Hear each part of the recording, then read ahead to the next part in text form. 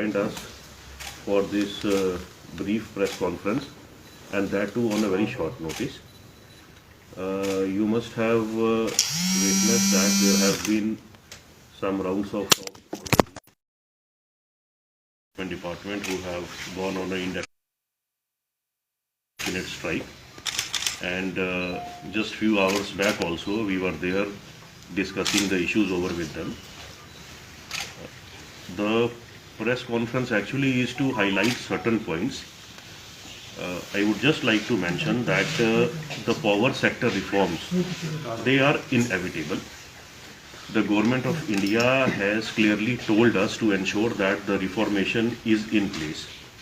Whatever funds and grants that are going to come now in the power sector are going to be linked with certain verifiable objective criteria and achievable parameters. The purpose and the intent is very simple. You are all aware, the Honorable Lieutenant Governor UT of J&K has also said that the goal is 24/7 power supply, and that too assured and quality power supply. So that is the only simple intent behind all these measures. You have yourself witnessed that today, in today's scenario, wherever there is power, there are DISCOMs, distribution companies, there are corporations, like we have the Power Distribution Corporation and the Power Transmission Corporation in Jammu as well as Kashmir province. We are supposed to move ahead towards a more accountable system, and we are not supposed to go back into ages. I assure you that the government is working with all the commitment and sincerity to protect public interests. Whatever actions have been taken till now or shall be taken would be to safeguard public safety, public health and public order. That is our prime intention.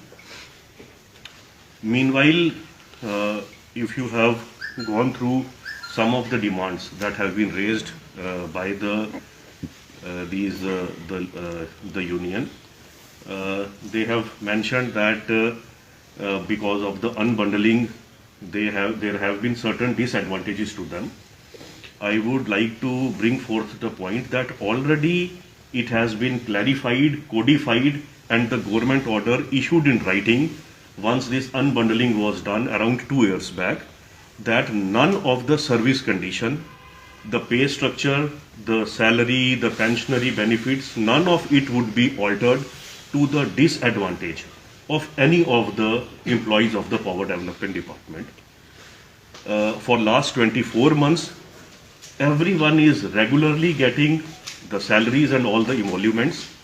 There might have been certain delays somewhere down the line, and the MD of the corporations have clearly told that a mechanism can be evolved to ensure that there is a hassle-free and a streamlined, timely payment system. So I think that always can be worked out. There was certain demand of regularization.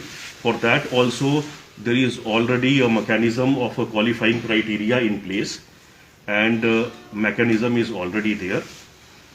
Meanwhile, the issues pertaining to the joint venture that has been there, already the government has agreed that it has been put to hold. There can be a working group to work out the further modalities for the same.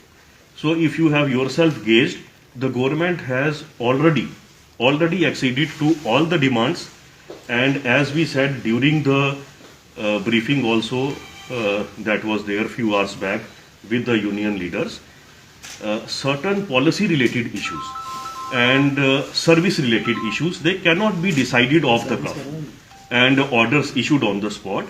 It requires some kind of a joint working group and some time frame to adjudicate and decide upon such matters. So I think the stand of the government is quite clear. We are going to take steps to safeguard the public interest. Right now, what is the power scenario? I would like the MD JPDCL to brief you what kind of outages we are facing at present and what are the modalities in place. Thank you, sir.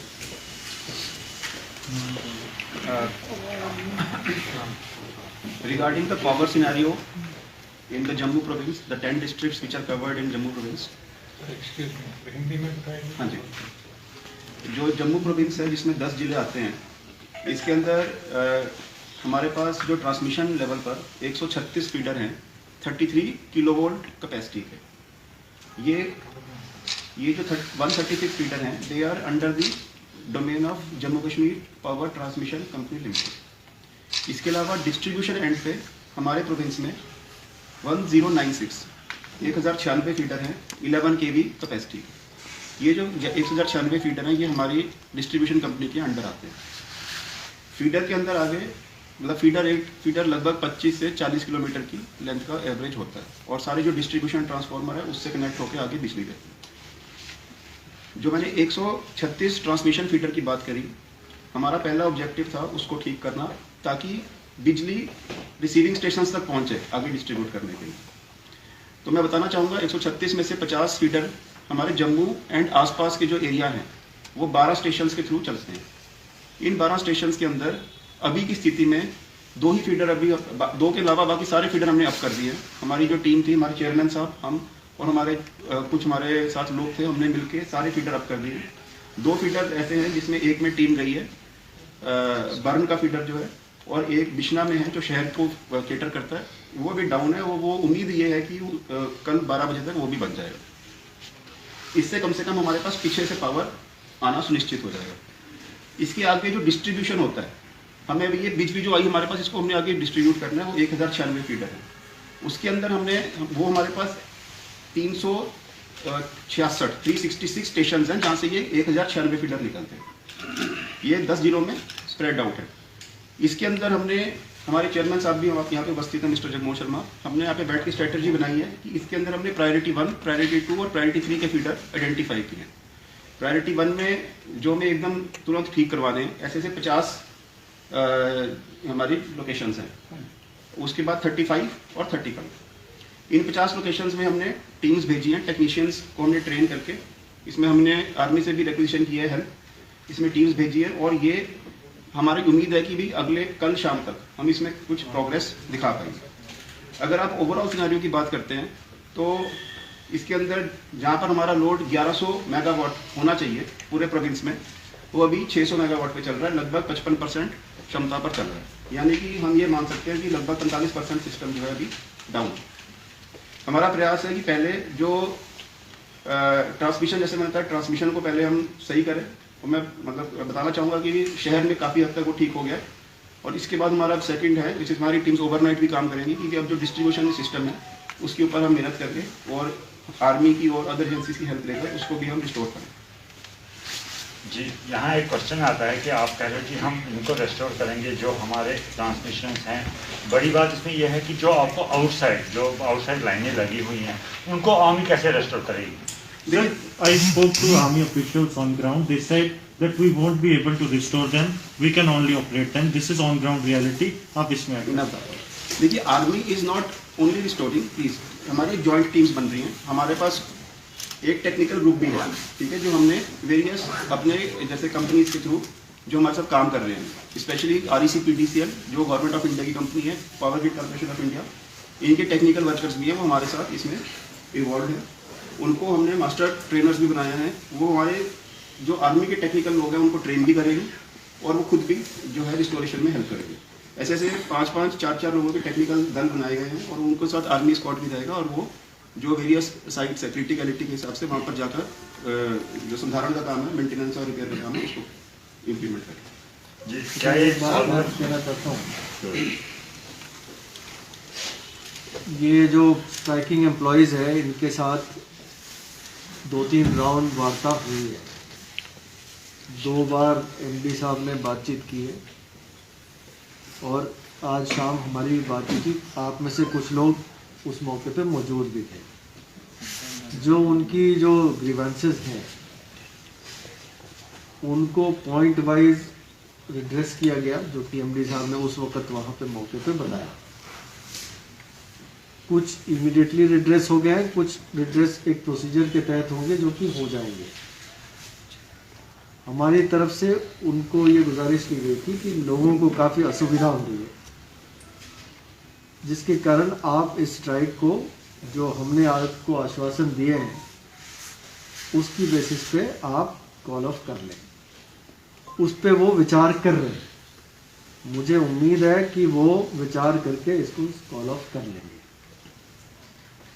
Meanwhile लोगों की असुविधा जितनी भी कम की जा सके उसके लिए गवर्नमेंट की तरफ से प्रयास किए जा रहे हैं, जो कि आपको डिप्कॉम साहब ने और एमडी साहब ने बताया। मुख्तलिफ एजेंसीज जो आउटसाइड जो पीडीडी के एम्प्लॉयज़ की एजेंसीज हैं उनसे या आर्मी से जो भी जितनी भी मदद हो सके, कोशिश ये है कि लोगों को कम से कम दिक्कत पेश आए जो स्ट्राइकिंग एम्प्लॉयज़ की वजह से जो हो रही है वो। अभी भी हमारी बातचीत का सिलसिला जारी रहेगा और मुझे उम्मीद है कि ये जो स्ट्राइकिंग एम्प्लॉयज़ हैं वो हमारे आश्वासन से आश्वस्त हो जाएंगे और अपनी स्ट्राइक को कॉल ऑफ कर लेंगे और हम अपने प्रयास में किसी तरह की कोई कमी नहीं रखेंगे। अगर हमारी जो प्रयास जो चल रही है, लोगों को जो इलेक्ट्रिसिटी सप्लाई रिस्टोर करने की जो प्रयास है उस पर हम जो भी मीन्स अप्लाई कर रहे हैं उसमें अगर कोई खलल डालता है या उसमें रुकावट पैदा करता है उसके खिलाफ सख्त कार्रवाई की जाएगी। उस पर कोई ये ना समझे कि वो उसको बख्शा जाएगा और अगर वो पीसफुली अपनी बात रखना चाहते हैं उसमें हमें कोई परेशानी नहीं है, वो हमारे पास आए अपनी बात रखें। हमने ऑलरेडी उनको आश्वस्त कर दिया है और भी किसी तरह की क्लैरिफिकेशन की ज़रूरत हो हम हमेशा तैयार हैं।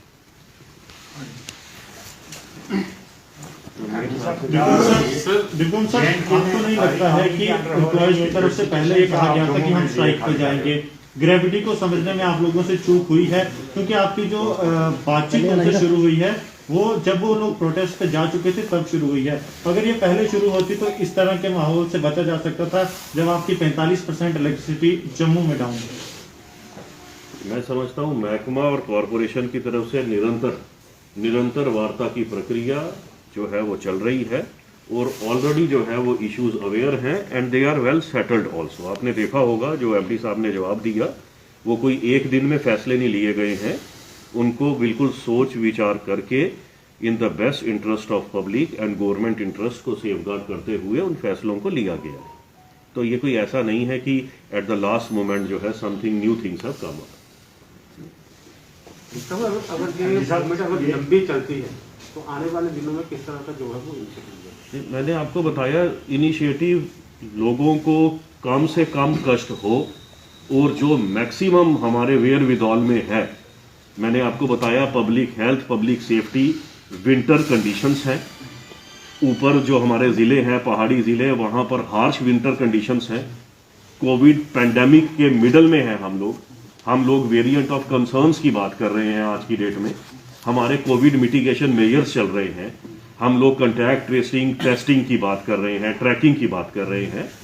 तो उसके बीच में जितनी हमारे पास क्षमता है और जितनी एजेंसीज हैं उन सब का उपयोग लिया जाए। लेकिन सर आर्मी को बुलाया आपने, तो क्या सारी डिस्ट्रिक्ट्स में आर्मी की मदद आप लोग ले रहे हैं? जी देखिए, कुछ ऑपरेशनल मोडालिटीज हम लोग शेयर नहीं करना चाहते। सर एक आखिरी सवाल रहेगा, एमडी साहब क्या आईटीआईज के फाइनल ईयर स्टूडेंट्स को आप लोग लूप इन कर रहे हैं?